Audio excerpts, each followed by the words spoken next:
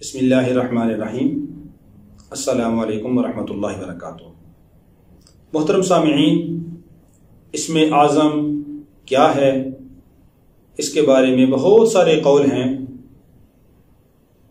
مفسرین نے، محدثین نے بہت سارے قول نقل کیے ہیں۔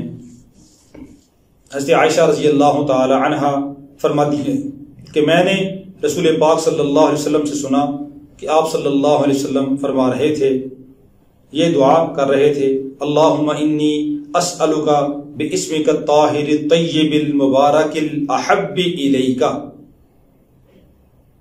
کہ اس کے ذریعہ سے جو دعا کی جاتی ہے، جب دعا کی جاتی ہے تو اس کو قبول کیا جاتا ہے، جب سوال کیا جاتا ہے تو وہ نوازا جاتا ہے، اور جب رحمت طلب کی جاتی ہے تو رحم سے نوازا جاتا ہے، اور جب کوئی آدمی مصیبت سے چھٹکارا چاہتا ہے تو اس کو چھٹکارا مل جاتا ہے۔ تو یہ کلمات بھی انتہائی آسان ہیں۔